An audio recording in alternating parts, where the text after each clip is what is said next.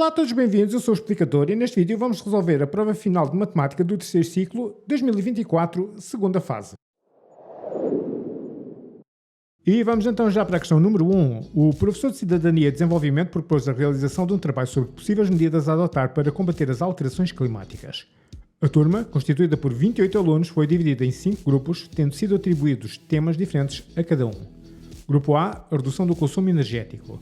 Grupo B, a redução do desperdício alimentar. Grupo C, utilização de transportes públicos. Grupo D, utilização de energias renováveis. Grupo E, aplicação dos 3 R's, reduzir, reutilizar, reciclar. Na tabela apresenta-se o número de raparigas e de rapazes em cada um dos grupos. 1.1. Seleciona-se ao acaso um aluno desta turma.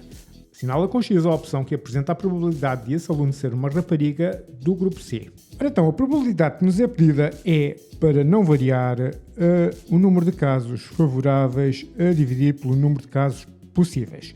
E, nesta situação, o que é que são os casos possíveis? Ora, dizem que vamos selecionar qualquer aluno da turma e, portanto, os casos possíveis é o número de alunos da turma. O que é que são os casos favoráveis? Os casos favoráveis é, nós vamos selecionar apenas um aluno que seja rapariga do grupo C. Portanto, neste caso, número de raparigas do grupo C. Okay? Agora vamos ver quanto é que é cada uma destas coisas. Ora, o número de alunos da turma, tá, já vem aqui mencionado que são 28 alunos da turma. Se não repararam, podem sempre vir aqui à tabela e ver, portanto, somar um a um os alunos que estão nas várias células da tabela. Dá um bocadinho mais de trabalho, podem se enganar, portanto, leiam sempre com atenção o enunciado.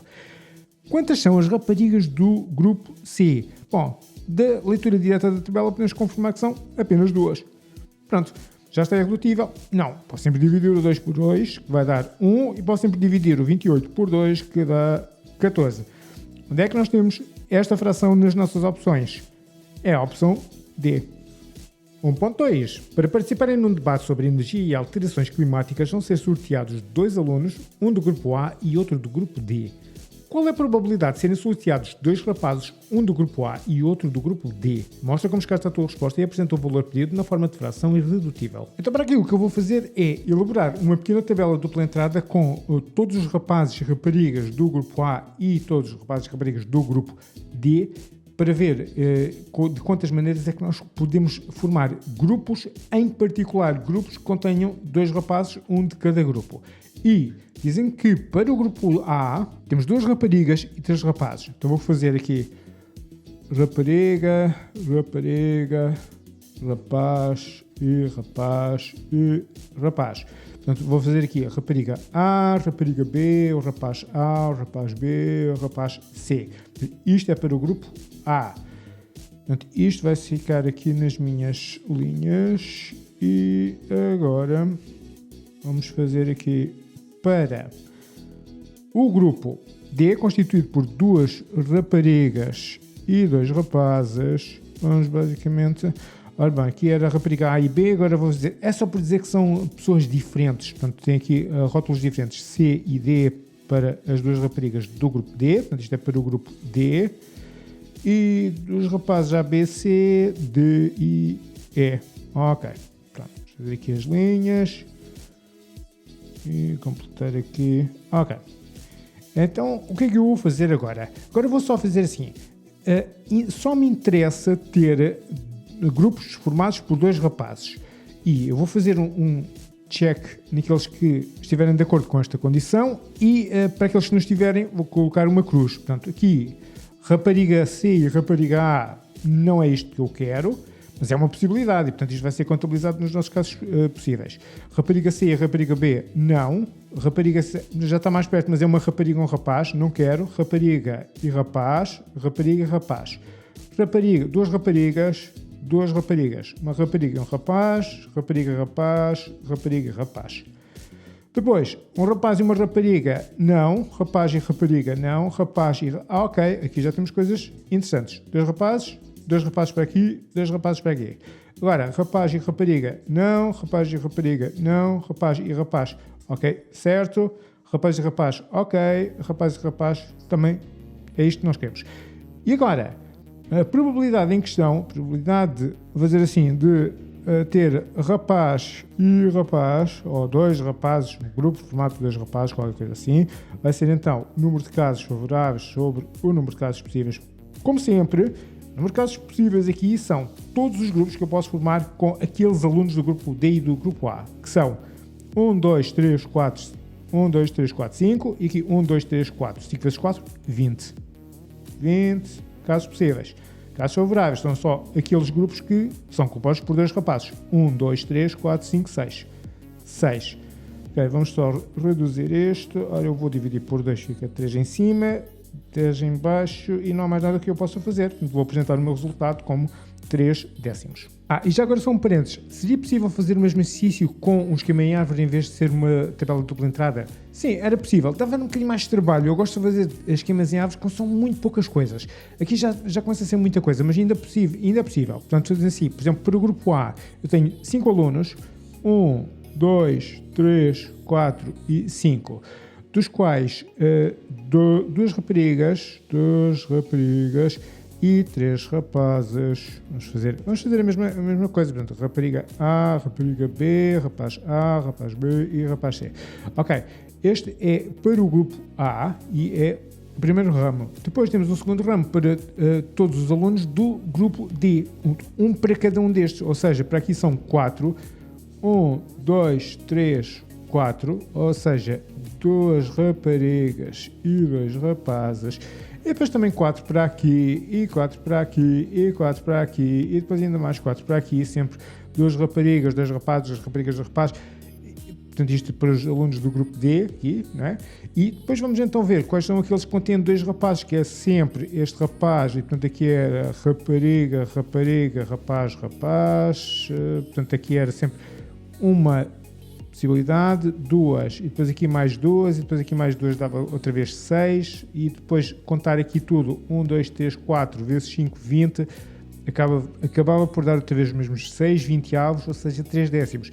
Dava um bocadinho mais de trabalho porque estes esquemas em avos são um bocado mais extensos do que aquilo que seria desejável, mas também era possível. Questão número 2. Assinala com X a opção que apresenta um número que pode ser representado por uma dízima infinita não periódica. Então, primeiro de tudo, a linha C diz 0,75, portanto isto é o 0,75757575 indefinidamente. Portanto, isto é uma dízima infinita, mas é periódica, tem período de 75 e, portanto, definitivamente está fora de questão.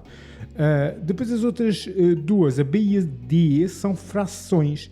Se são frações, das duas uma, ou são dízimas finitas, ou então se são infinitas, são periódicas garantidamente, porque são números racionais, e se são dízimas infinitas, têm de ser periódicas garantidamente.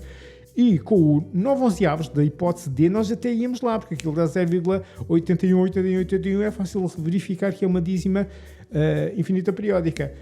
A questão é que o menos 17,31 avos está feito de propósito para, quando nós vamos lá com a calculadora, o período é maior do que os dígitos que a calculadora tem.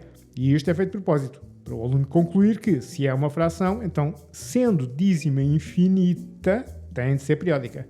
Isso leva-nos então para a escolha da hipótese A, menos 2 raiz de 2, até porque é uma coisa da família da raiz de 2, que nós já sabemos que é um número irracional, ou seja, uma dízima infinita não periódica. Portanto, quando multiplicamos por menos 2, continua a ser infinito não periódico. Ok? Portanto, aqui vamos escolher a linha A. Questão número 3. Assinala com X a opção que apresenta um intervalo ao qual pertence o número 4π. Então, a primeira coisa que eu vou fazer é ir buscar uma aproximação do número 4π. E agora, quem conseguir ver imediatamente qual é o intervalo ao qual pertence este número, fantástico, é essa a opção correta e a gente já lá vai. Agora, para quem tiver algumas dificuldades em conseguir visualizar, vou fazer o seguinte, vou representar estes números que aqui estão nestes intervalos numa reta e vamos então localizar o número 4π e ver em que intervalo é que nós podemos incluir aquele número.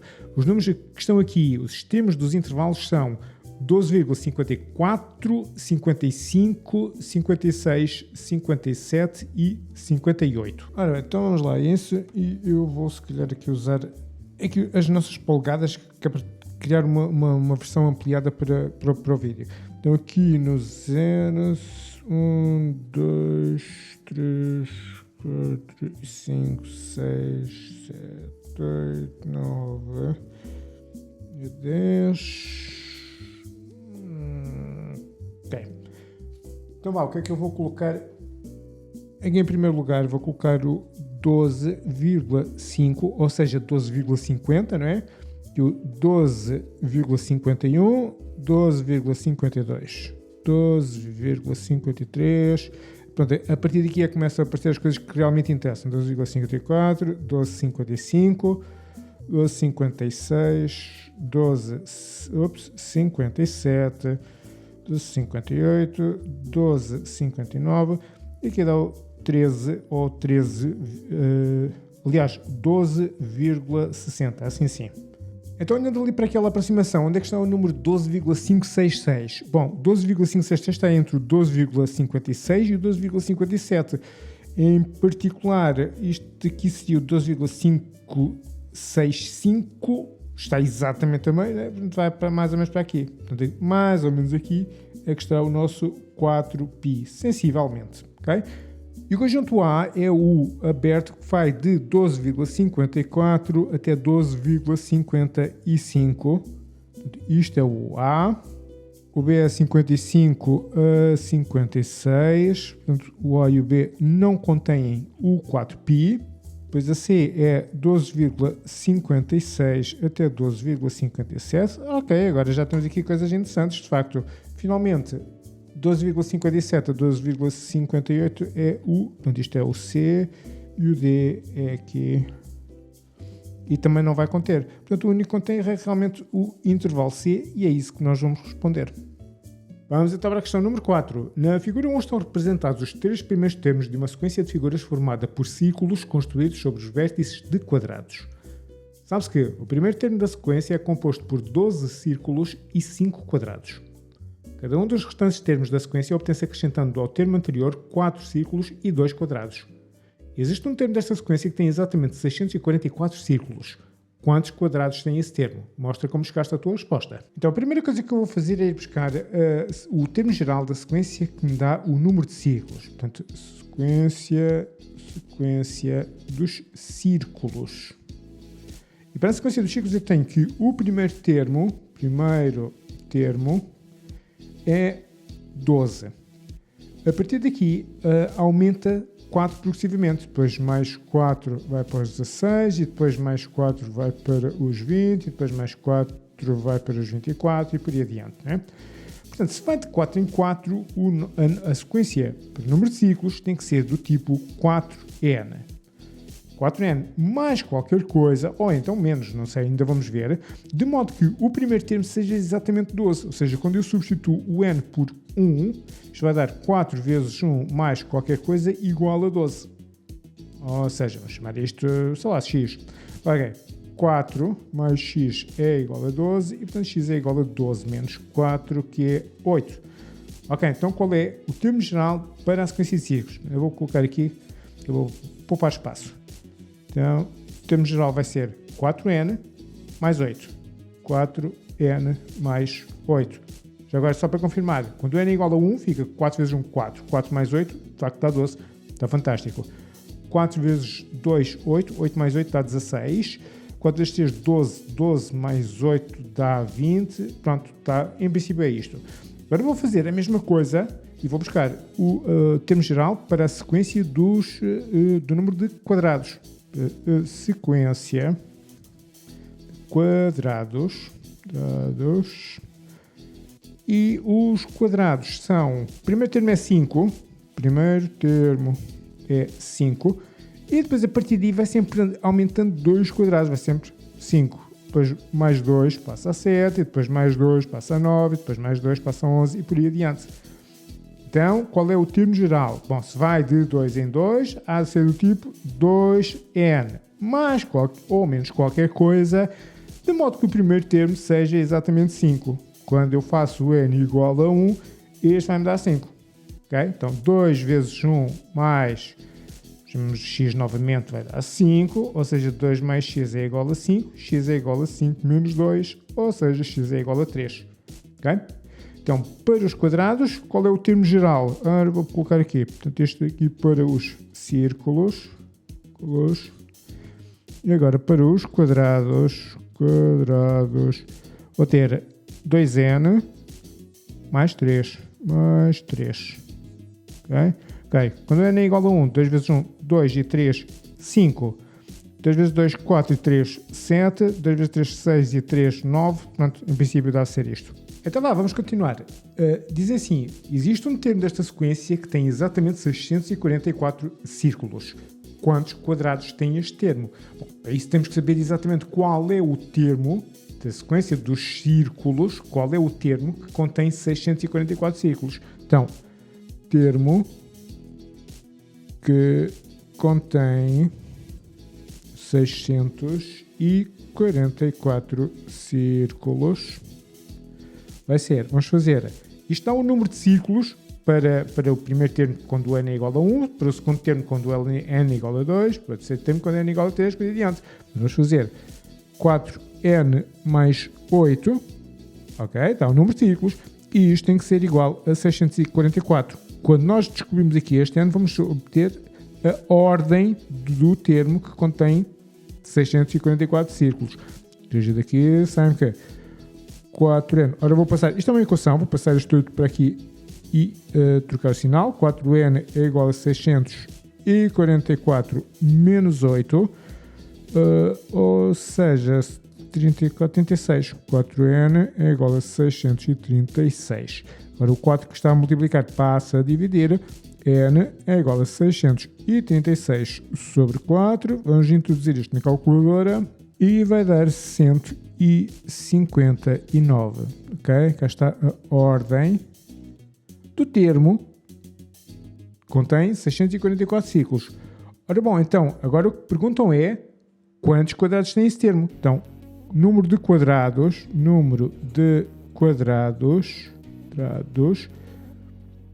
do termo 159.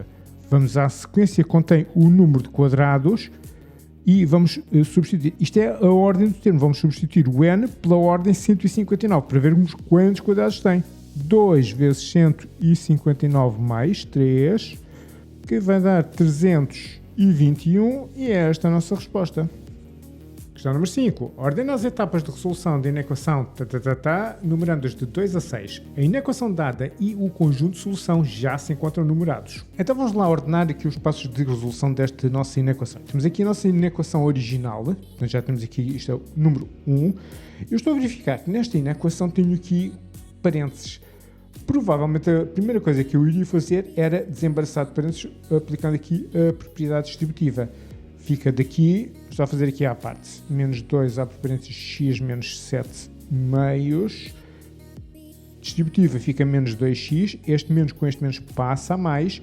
2 vezes 7, 14, mas a dividir por 2, ou seja, este 2 basicamente vai custar L é do corte, não é? Fica só 7. Okay? Então fazem 14 e depois dividem por 2 e dá 7 outra vez. Menos 2x mais 7. E tudo o resto, em princípio, para já vai se manter igual. Onde é que nós temos um passo só com esta parte? Se calhar aqui, não é?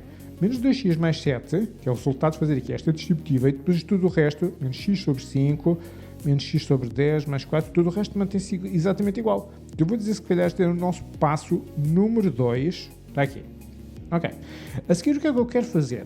Bom, provavelmente eu quero separar o que tem incógnita para um lado e tudo o que não tem para o outro. Onde é que nós temos? Provavelmente há de ser aqui. Ou seja, este menos 2x e este menos x sobre 5 continuam aqui. Este menos x sobre 10 passa para o primeiro membro e troca de sinal. O 4 mantém-se no segundo membro e este 7 que estava no primeiro membro, que não tem incógnita, passa para o outro e passa a menos 7. Ok.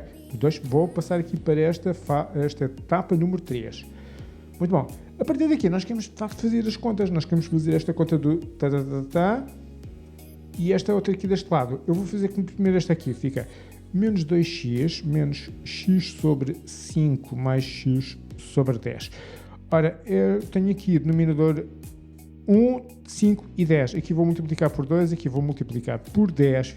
Aqui fica menos 20x sobre 10, menos 2x sobre 2 vezes 5, 10 também, mais x sobre 10.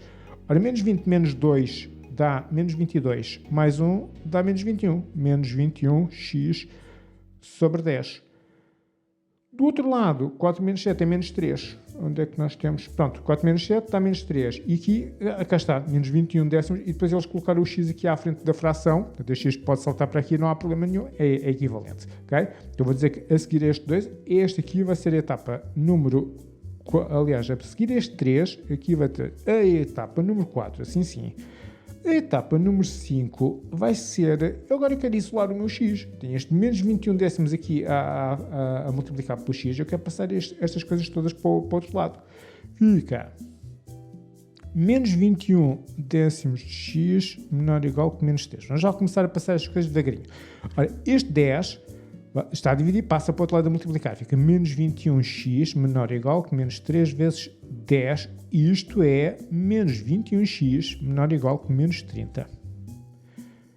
Agora, podemos ver de duas maneiras. Por um lado, eu tenho aqui todo o primeiro membro está a ser influenciado por este sinal de menos e o segundo membro também. Este menos corta com este, mas obriga a desigualdade a trocar. Okay? Ou em alternativa, se quiserem, vocês só passar o menos 21, que está a multiplicar, passa a dividir, mas como é um número negativo, passa a dividir, também obriga a trocar a desigualdade. E depois os menos acabam por cortar de qualquer forma aqui no segundo membro. Mas pronto, de qualquer forma passa assim a 21x maior ou igual que 30 e agora vou passar este número positivo para o outro lado e não faz alteração nenhuma à desigualdade, fica só 30 sobre 21. Existe algum passo? Existe. Cá está ele. X maior ou igual que 30 sobre 21. Cá está. 80 e 21 avos. Portanto, já tínhamos o passo número 4 e agora vamos pôr aqui o 5. Ok. Bom, e o próximo passo a ser aqui, que é provavelmente simplificar isto. Exatamente, porque eu já estou a ver que 30 é a mesma coisa que 3 vezes 10 e depois 21 é a mesma coisa que 3 vezes 7. Este 3 vai cortar com este e fica só 10 sétimos. Fica x maior ou igual que 10 sétimos, que está aqui, portanto este era 5, este passa a ser o passo número 6, e a partir daqui, como eu já tenho o x isolado, é só dar a resposta e passar para o meu conjunto de solução. Portanto, vai com a maior ou igual que fechado de 10 sétimos até cá está mais infinito. Portanto, este é o passo número 7 que já cá estava e, portanto, está completo. Questão número 6. Assinala com x a opção que apresenta o conjunto de solução da equação x ao quadrado menos 25 igual a 0. Então vamos lá. X ao quadrado menos 25 é igual a 0 e equivalente a ter as passeias de 25 para o outro lado. Passa x ao quadrado é igual a 0 mais 25, ou seja, 25, o que significa que x é igual a mais ou menos raiz de 25, ou ainda x é igual a mais ou menos, a raiz de 25 é 5, mais ou menos 5, portanto x é igual a menos 5, ou então x é igual a 5. Portanto, o nosso conjunto de solução vai ser o conjunto formado pelo menos 5 e pelo 5. Onde é que nas opções nós temos este conjunto de solução? Isto é a opção A. E vamos então para a questão número 7. O Pacto Ecológico Europeu tem como objetivo tornar a Europa num primeiro continente com impacto neutro no clima até 2050. Para isso, os Estados-membros da União Europeia assumiram o compromisso de reduzir as emissões de gases com efeito de estufa em pelo menos 55% até 2030, em comparação com os níveis de 1990. Considera que as emissões de gases com efeito de estufa na União Europeia em 1990 eram 4.900 milhões de toneladas equivalentes de dióxido de carbono. Qual é o valor máximo das emissões de gases com efeito de estufa em toneladas equivalentes de dióxido de carbono que os Estados-membros da União Europeia pretendem alcançar até 2030? Mostra como descarta a tua resposta e apresenta o resultado escrito em notação científica. Então eu vou primeiro de tudo fazer aqui um pequeno quadro resumo da situação. Temos que em 1990 as emissões de dióxido de carbono eram de 4.900 milhões de toneladas. A ideia é que em 2030 passemos a ter a redução de 55% dessa quantidade, ou seja, vamos pegar nestes 4.900 milhões e vamos tirar 55% de 4.900 milhões. Este é o raciocínio mais básico possível que nós podemos ter aqui. A partir daqui, nós temos várias formas de resolver o exercício. Se não se sentirem à vontade com a notação científica, podem fazer com a notação normal e depois passar só a notação científica apenas no final do exercício. Eu gosto da notação científica porque é muito mais cómodo trabalhar com notação científica, principalmente quando se trata de números particularmente grandes ou particularmente pequenos. Neste caso é particularmente grandes. Eu vou passar o 4.900 é 4,9123 vezes 10 ao cubo, ok? E pelo facto de estar aqui milhões, vou ter que multiplicar isto por 1 milhão. Ora, 1 milhão é 1 vezes 10 à sexta, vezes 1 vezes 10 à sexta. Isto toneladas, né? Mas é que isto vai dar 4,9 vezes 1 dá 4,9 vezes 10 ao cubo vezes 10 à sexta. É só somar os expoentes porque a base é a mesma. 10 elevado a 3 mais 6, 9 toneladas. Ok. Isto é em 1990. Agora, isto vai então ser incorporado aqui neste cálculo para 2030. Ou seja, o que eu quero é 4,9 vezes 10 à nona menos o 55% é a mesma coisa que 55 sobre 100, ou seja, 0,55. 0,55 vezes estes mesmos 4.900 milhões que eu já, entretanto, já converti para a notação científica. 4,9 vezes 10 à nona. Isto pode ser já introduzido na calculadora. Eu vou só fazer aqui uma outra coisa, só para explicar aqui uma outra forma de pensar no nosso problema, que é, eu tenho aqui este valor de 4,9 vezes 10 à nona e tenho aqui uma subtração. Bom, é ou não é possível colocar este valor, este número em evidência? Sim, posso fazê-lo. Posso fazer 4,9 vezes 10 à nona à frente daqui. Isto é a mesma coisa que ter uma vez 4,9 vezes 10 à nona. Este 1 vai para aqui, 1 menos, daqui sobra, portanto já coloquei isto em evidência, sobra-me o 0,55. Porque eu estou a fazer isto? Porque agora se eu fizer 1 menos 0,55 dá-me 0,45, ou seja, isto é 4,9 vezes 10 à nona vezes 0,45. O que é que significa este 0,45? Bom, na realidade isto é 45%. Ou seja, uma forma alternativa de pensar no problema é, em vez de fazer quantidade menos 55% dessa quantidade, passa assim, bom, se eu vou reduzir em 55%, eu vou passar este valor para 45% desse mesmo valor. É uma forma alternativa de pensar no problema. Bom, vamos de qualquer forma colocar isto na calculadora, ou então daqui dá exatamente a mesma coisa, ok? E vamos obter daqui. Então vamos já passar este número para a notação científica, fica 2, e agora eu vou colocar números até passar a ter só zeros, portanto fica 205, a partir daqui são só zeros, não vou fazer nada. E depois, quantas casas decimais é que eu tenho? Ora, 3, 6, 9, portanto, vezes 10 à nona, e isto vem em toneladas, e pronto, e é esta então a nossa resposta. O objetivo é, em 2030, passar a ter uma emissão de 2,205 vezes 10 à nona toneladas equivalentes de dióxido de carbono.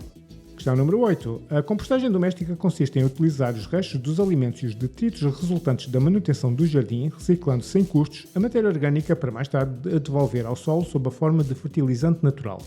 Alguns municípios promovem este processo que contribui para a redução do aquecimento global. A figura 2 é uma fotografia de um compostor doméstico. Na figura 3 apresenta-se um modelo geométrico desse compostor, que é um tronco de cone. Relativamente ao modelo representado na figura 3, sabe-se que o tronco de cone tem bases de diâmetro AB e de diâmetro CD. O cone reto de vértice V, em que AB é um diâmetro da base, tem 2,4 metros de altura. O tronco de cone, representado a cinzento escuro, tem 0,9 metro de altura. O comprimento do segmento AB é 0,8 metro, o comprimento do segmento CD é 0,5 metro. O modelo não está desenhado à escala. Calcula o volume do tronco de cone, representado a cinzento escuro na figura 3. Apresenta todos os cálculos que efetuaste e ainda o resultado em metros cúbicos arredondado às décimas.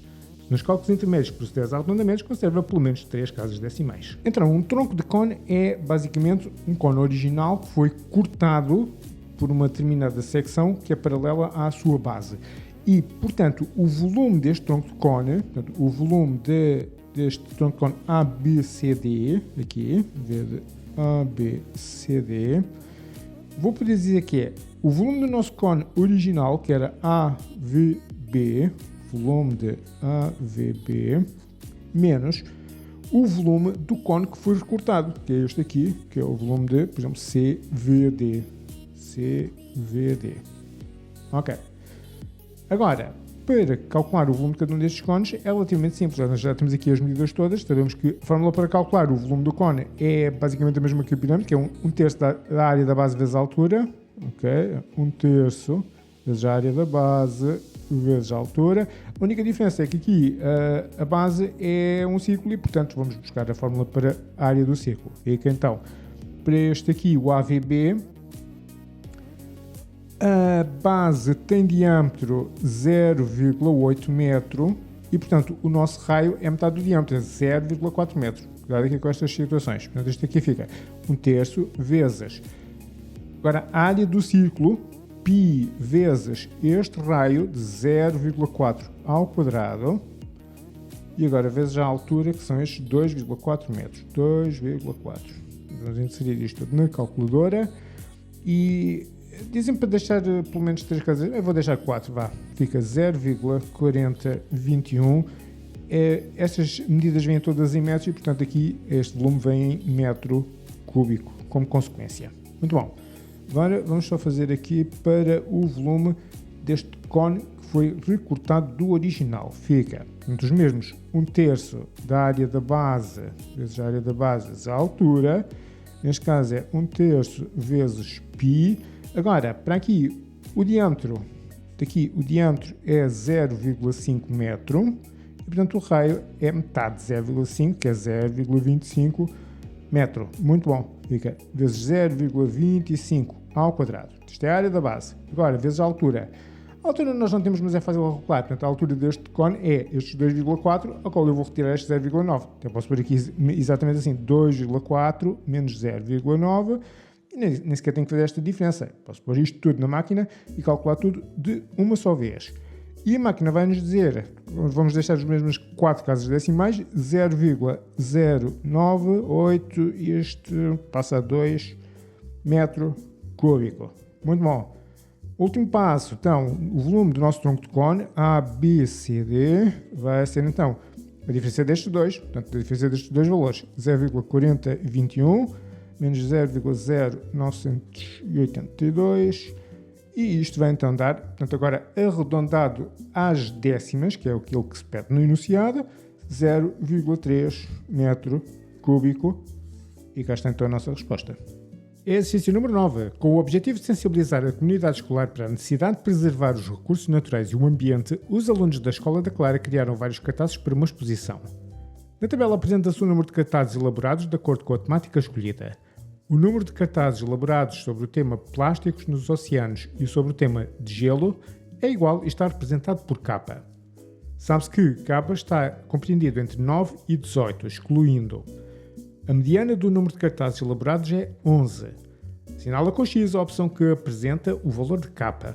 Bom, então se me falam aqui numa mediana, isso em princípio deve ser um bom indicador de que pode ser necessário colocar estes valores que estão aqui por ordem crescente, que é para verificar qual é o valor central ou então os dois valores centrais.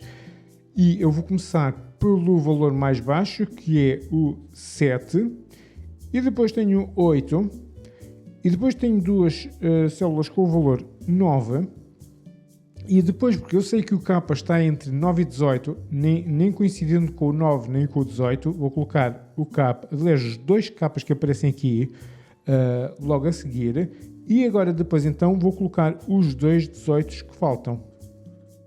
E está.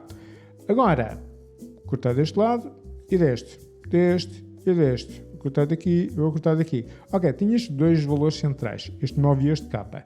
E sei que a mediana é 11. Então, a média aritmética destes dois valores, portanto, 9 mais K sobre 2, tem que dar 11. E a partir daqui vou buscar o K resolvendo esta equação. Ou seja, este deste lado dividido passa a multiplicar, fica 9 mais K igual a 11 vezes 2. E, portanto, 9 mais K igual a 11 vezes 2 dá 22. Agora este 9 vai passar para o outro lado. K igual a 22 menos 9. E 22 menos 9 dá 13. Onde é que nós temos 13 nas nossas opções? É a opção D. E vamos então para o exercício número 10. Na figura 4 estão representadas em referencial cartesiano de origem no ponto O, parte do gráfico de uma função afim, f, e parte do gráfico de uma função de proporcionalidade inversa, g. Sabe-se que os pontos A e B pertencem ao gráfico da função f e têm coordenadas 0, 7 e 4, 9, respectivamente. O ponto C pertence ao gráfico da função f e ao gráfico da função g e tem a abscissa igual a 2. Assinala com x a opção que apresenta uma expressão algébrica da função g. Então vamos lá, ver a estratégia geral. Temos uma função de proporcionalidade inversa e nós sabemos que este tipo de funções são do tipo y igual a k sobre x, ou neste caso mais especificamente g de x igual a k sobre x. Portanto a opção A e a opção B não correspondem, portanto já estão automaticamente riscadas. Entre a opção C e a opção D, o nosso problema é que nós não sabemos qual é a tal constante de proporcionalidade inversa, se é o 16 ou se é o 36. E então agora, para descobrirmos essa constante de proporcionalidade inversa, vamos tentar fazer alguns cálculos. E os cálculos que eu vou fazer vão ser descobrir a equação da função f. Ora, tenho o ponto A de coordenadas 0, 7 e o ponto B de coordenadas 4, 9. Com isto, eu vou buscar primeiro o declive. Portanto, o declive da reta que corresponde à função f é yb menos ya sobre xb menos xa. Também podem fazer YA menos YB, mas aqui em baixo tem que fazer XA menos XB, portanto vai dar a mesma coisa. E isto vai então dar, ora, YB 9 menos 7 sobre XB 4 menos 0. E portanto 9 menos 7 dá 2 sobre 4 e simplifica para o meio. Bom, o nosso declive é o meio. Portanto, a f de x é igual a o meio de x mais a ordenada na origem. Qual é a ordenada na origem? Será que é necessário calcular? Bom, por acaso aqui até não, porque nós já temos aqui a ordenada na origem, porque este ponto já é o ponto que interseta o eixo do x, dos y, aliás. E, portanto, este 7 já é a nossa ordenada na origem. Portanto, mais 7. Já é uma coisa a menos que nós temos que calcular, que é fantástico. Agora, nós sabemos o seguinte, que o ponto C tem coordenadas 2 para o x e o y é que nós não sabemos. Mas como o ponto C pertence à reta, então vou substituir aqui o 2 aqui no x. Portanto, o y do ponto C é o f de 2, que é 1 meio, vou substituir aqui por 2, mais 7. Ora, 1 meio vezes 2 é só 1, portanto é 1 mais 7, dá 8. Muito bom. Então, o ponto C tem coordenadas 2, 8. Então, neste caso, uma vez que o ponto C também pertence à hipérbole, ou seja, à nossa função de proporcionalidade inversa, então eu sei que a constante de proporcionalidade inversa é o x de um determinado ponto, por exemplo, o ponto C, a multiplicar por y desse mesmo ponto. Tem que ser o mesmo ponto, ok? Neste caso fica 2 vezes 8, que dá 16.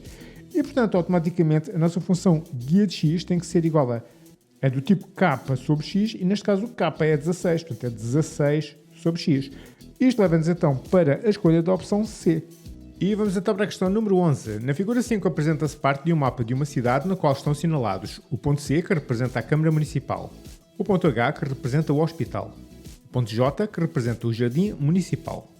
A Câmara Municipal pretende instalar postos públicos para carregamento de carros elétricos em 2 locais diferentes. Estes 2 locais têm de cumprir as seguintes condições: estar a uma distância de 500 metros do Jardim Municipal, estar à mesma distância da Câmara Municipal e do Hospital. Considerando a escala apresentada na figura, foi desenhada a circunferência de centro no ponto J, de raio igual a 500 metros, e a mediatriz do segmento de reta CH para determinar estes locais. Assinalaram-se no mapa os 2 locais com os pontos P1 e P2. Nem o ponto P1 nem o ponto P2 cumprem as condições definidas pela Câmara Municipal. Apresenta uma razão que justifique que o ponto P1 não está corretamente assinalado no mapa e outra razão que justifique que o ponto P2 também não está corretamente assinalado no mapa. Então, de acordo com o nosso mapa, para que os postos de carregamento estejam a uma distância de 500 metros do jardim municipal, tem que estar em cima da circunferência que aqui está representada. O ponto P1 não está em cima desta circunferência, então é já um motivo pelo qual o ponto P1 não está corretamente assinalado no mapa. Por um lado. Por outro lado, os postos de carregamento têm que estar à mesma distância da Câmara Municipal e do Hospital, ou seja, têm que estar em cima desta mediatriz do segmento de reta que une o Hospital à Câmara Municipal. Ora, o ponto P2 não está em cima desta mediatriz. Está em cima da circunferência, mas não está em cima da mediatismo. Portanto, não está à mesma distância do hospital e da Câmara Municipal, e é este então um motivo pelo qual o ponto P2 não está corretamente assinalado no nosso mapa. Questão número 12. Na figura 6 estão representados o triângulo ABC e o triângulo DEC, que não estão desenhados à escala. O ponto D pertence ao lado AC e o ponto E pertence ao lado BC, e as retas AB e DE são paralelas. Fixada uma unidade de medida, sabe-se que o comprimento do segmento CE é 3, o comprimento do segmento BE é 5, o comprimento do segmento CD é A com A positivo. Assinala com X a opção que apresenta uma expressão em função de A que representa o comprimento do segmento AC. Ora bom, isto basicamente é um exercício de semelhança de triângulos e, portanto, nós temos que primeiramente notar que estes dois triângulos são semelhantes, o triângulo ACB e o triângulo DCE. Porque, por exemplo, tem várias formas de abordar o problema. Por exemplo, o ângulo em D e em A são iguais porque são ângulos de lados paralelos, mas o ângulo em E e em B também, e portanto pelo critério ângulo-ângulo, estes dois triângulos são semelhantes. Não é necessário demonstrar a semelhança, mas é necessário ter a consciência de que isso está a acontecer. Agora, para resolvermos de facto o exercício, tendo em consideração que estes dois triângulos são semelhantes, o que eu vou fazer é afirmar que, por exemplo, A está para 3, da mesma forma que AC está para 3 mais 5. Portanto, a partir daqui, isto é uma regra de 3 simples, e portanto, AC vai ser igual a, teremos tipo 8 vezes A, portanto, isto é vezes, depois aqui dividir. Portanto, que é 8 vezes A dividir por 3, e se quisermos podemos passar esta aqui para fora, AC igual a 8 terços de A. Já temos aqui uma relação entre o lado AC e o A. Onde é que nós temos qualquer coisa parecida com isto nas opções? É a opção B, e este já está resolvido. Questão número 13. A figura 7 é uma fotografia do Windfloat Atlantic, o primeiro parque eólico marítimo flutuante em Portugal. Está instalado a 20 km de Viana do Castelo e fornece energia limpa à rede elétrica de Portugal. É constituído por 3 torres eólicas assentes em plataformas flutuantes. Na figura 8 está representado um esquema de uma das torres eólicas, no momento em que uma das pás forma um ângulo reto com a torre. Relativamente ao esquema representado na figura 8, sabe-se que o triângulo ABC é retângulo em B, o comprimento do segmento AB é 100 metros, a amplitude do ângulo CAB é 39 graus, a figura não está desenhada à escala. Calcula o comprimento do segmento BC, apresenta todos os cálculos que efetuares e ainda o resultado em metros arredondado às unidades. Se nos cálculos intermédios procederes a arredondamentos, conserva pelo menos 2 casas decimais. Ora bem, então para não variar, existem várias formas de resolver este problema, sendo que existe aqui uma que se destaca a todas as outras por ser o mais prático possível, que é, eu tenho aqui um ângulo, eu sei quanto é que é este cateto que é adjacente a este ângulo e o meu objetivo é saber o comprimento de um cateto oposto. Ora, eu quero coisas com catetos opostos e com catetos adjacentes. E isso leva-me então para a utilização da tangente. Portanto, a tangente, afirmar que a tangente de 39 graus é o comprimento do cateto oposto, ou seja, BC, que é aquilo que nós pretendemos saber, a dividir pelo cateto adjacente, que eu vou já substituir por 100 metros. Né? A partir daqui, este 100 está a dividir, passa para quem multiplicar, fica que BC é igual a 100 vezes tangente de 39 graus, e é só introduzir isto na calculadora. Pedem-nos para apresentar o resultado arredondado às unidades, e, portanto, arredondado às unidades, BC é aproximadamente 81 metros.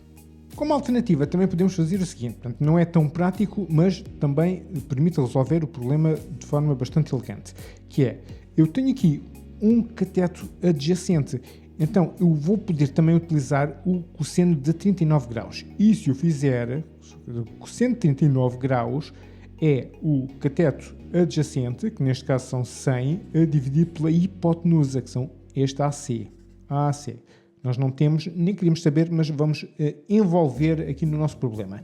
Agora, este AC que está aqui dividido vai passar para aqui a multiplicar, fica AC vezes o cosseno de 39 graus é igual a 100, e agora este cosseno de 39 graus passa para aqui a dividir. Podemos fazer tudo de uma vez só. AC é igual a 100 sobre cosseno de 39 graus.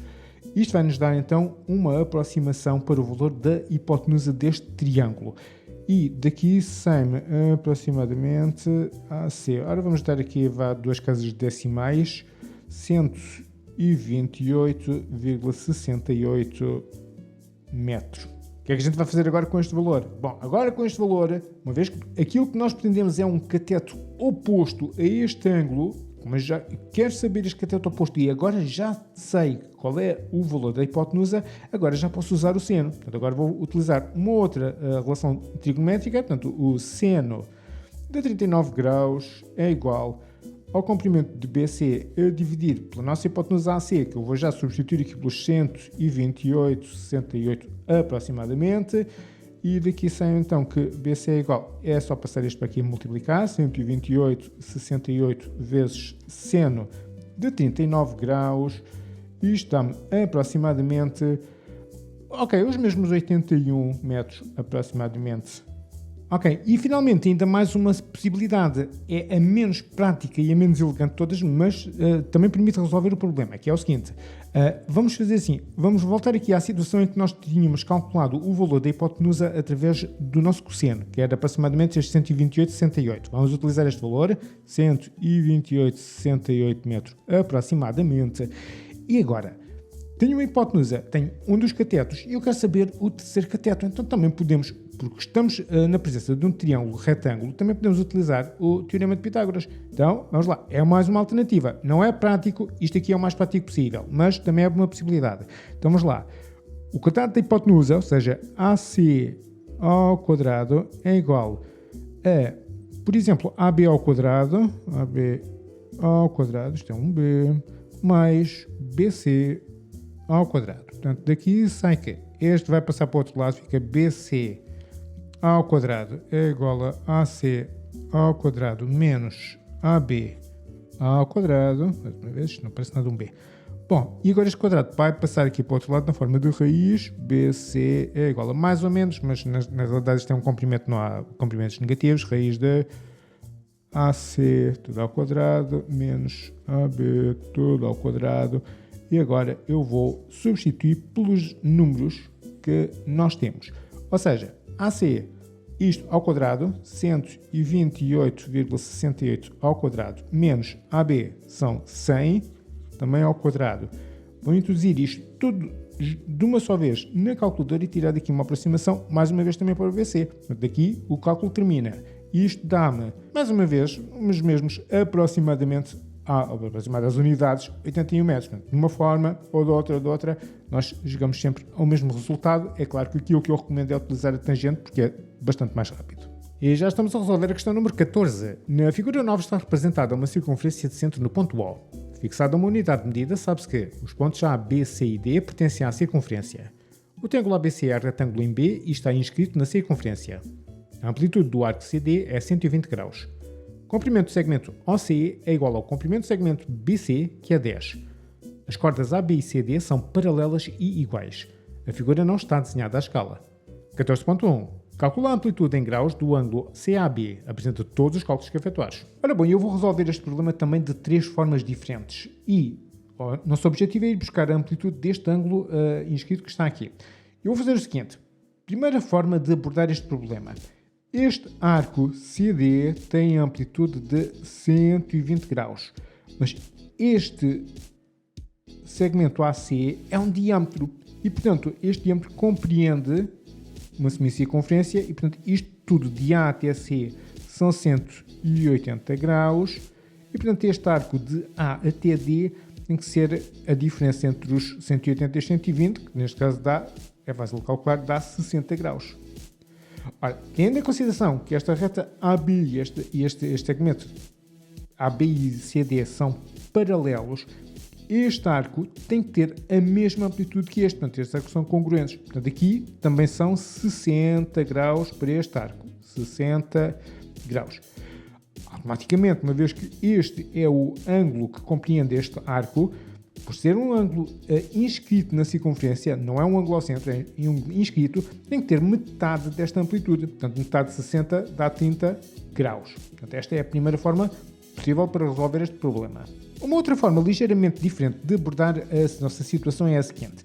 Vamos começar novamente aqui com esta amplitude de 120 graus para este arco. Ora, este ângulo ao centro, DOC, ou COD, têm exatamente a mesma amplitude, portanto, são também os mesmos 120 graus. E isto forma aqui este triângulo, ok? Que eu sei que é isósceles, porque este lado mede 10, que é um raio, mas este aqui também é um raio, e portanto também mede 10. Portanto, o facto de ser 10 não é importante, o que é importante é que terem a mesma medida. E, uma vez que a lados iguais opõem-se ângulos iguais, este ângulo, que se opõe a este lado, é igual a este ângulo que se opõe a este lado. Portanto, este vale x e este aqui também vale x.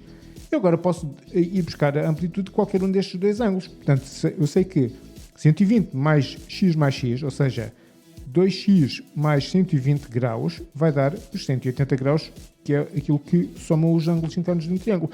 Vou passar o 120 para o outro lado, fica 2x igual a 180 menos 120, dá os mesmos 60 graus que aqui, não é? E portanto aqui x é igual a, passo o 2 a dividir, 60 a dividir por 2, que dá 30 graus. Mas 30 graus é a amplitude deste ângulo, ou então deste aqui. Mas este aqui é particularmente interessante, porque este ângulo está verticalmente oposto àquele que nós queremos. Então, se este mede 30 graus, automaticamente este também mede 30 graus.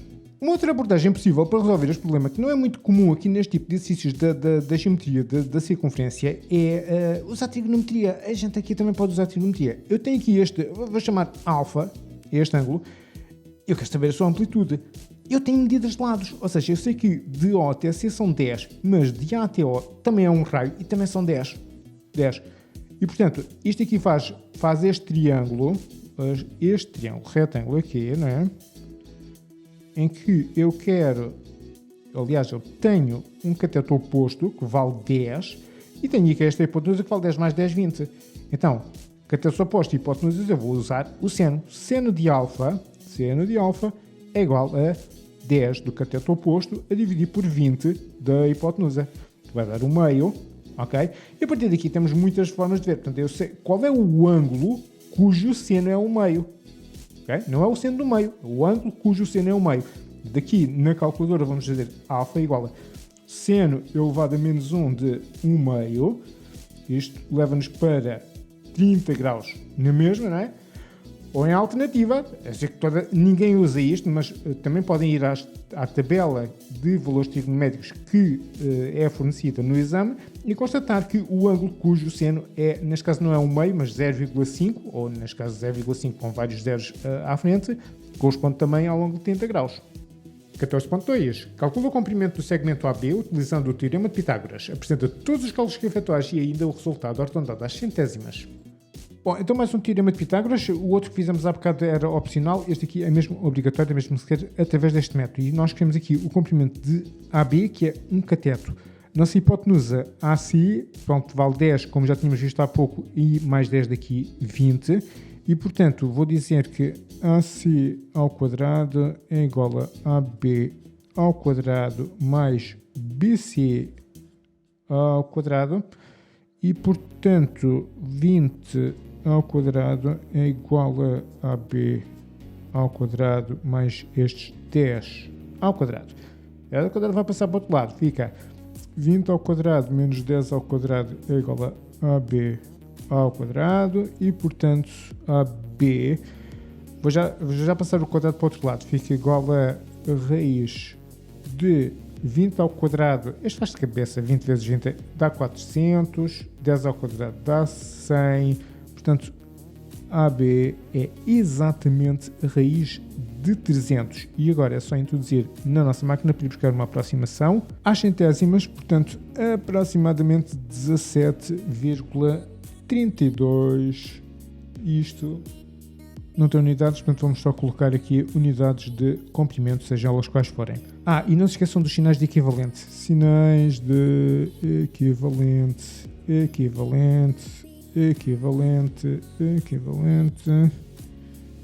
finalmente... Ok, e agora é que está. Questão número 15. Na figura 10 estão representados os quadrados ABCD e EFGH. Fixada uma unidade de medida, sabe-se que o comprimento do segmento AB é x menos 2 para um certo número real x com x maior que 12. O comprimento do segmento EF é 10.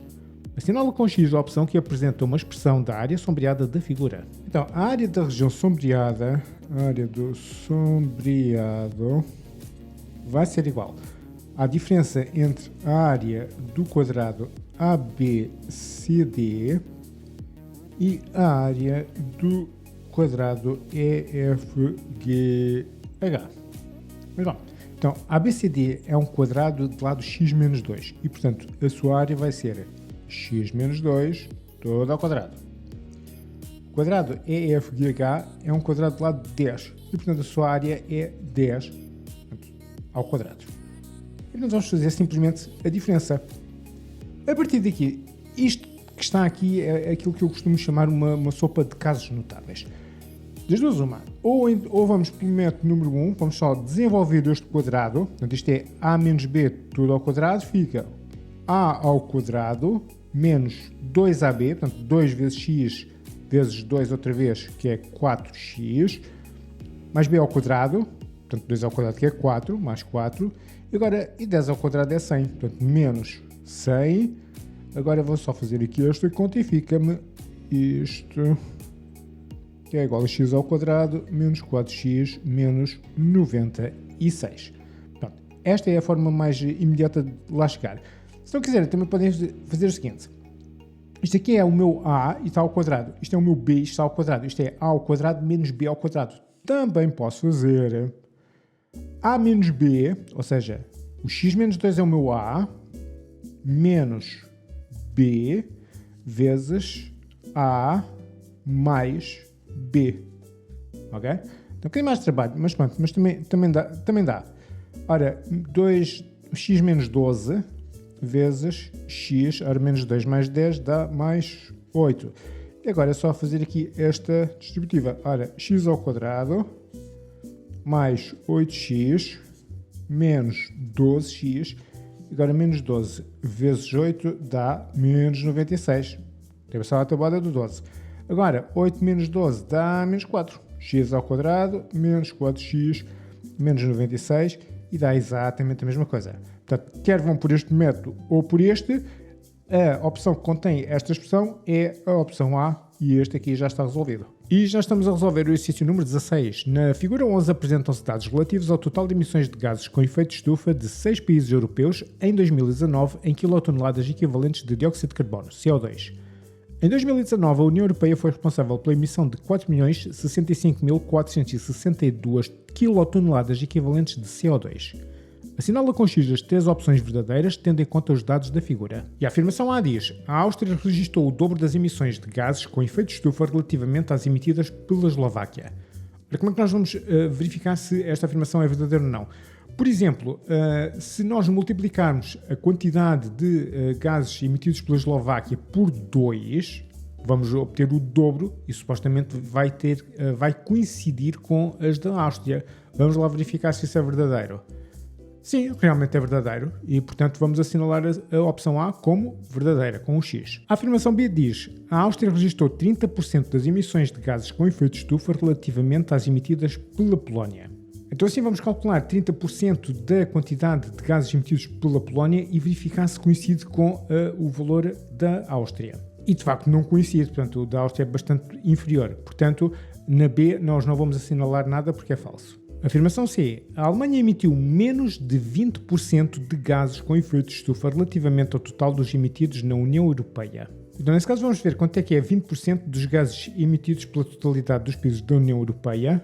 E assim constatamos que é um número superior às emissões da Alemanha. Portanto, a Alemanha emitiu menos do que 20% desta quantidade. Portanto, sim, é verdadeiro. E vamos ver a afirmação D. A Polónia, a Eslováquia, a Espanha e Portugal em conjunto emitiram menos quantidade de gases com efeito de estufa do que a Alemanha. Então vamos somar as quantidades de poluentes emitidos pela Polónia, pela Eslováquia, pela Espanha e Portugal e comparar com a da Alemanha. E de facto verificamos que é menor. Não é muito menor, mas é ligeiramente menor. E portanto esta afirmação é verdadeira. E pronto, já encontramos então as 3 afirmações verdadeiras. Portanto, a chave para resolver este exercício era a A, a C e a D. Já agora, vamos só verificar então porque é que a E era falsa. Portanto, diz: a Alemanha emitiu 15 vezes mais gases com efeito de estufa do que os emitidos por Portugal. Então vamos, por exemplo, pegar na quantidade de gases emitidos por Portugal e multiplicar por 15 e depois comparar com o valor da Alemanha. E de facto verificamos que é diferente. Portanto, a Alemanha não emitiu 15 vezes mais gases. Portanto, é falsa. E pronto, e com isto chegamos então ao final da resolução deste exame. Espero que vos tenha sido útil. Como habitualmente, se tiver alguma dúvida ou alguma sugestão, deixem nos comentários e assim que puder eu respondo. E já agora, se quiserem ajudar os vossos colegas a encontrar mais facilmente o meu canal, subscrevam, deixem um like no vídeo. E se precisarem de explicações, lá embaixo na descrição tem um link para o meu site.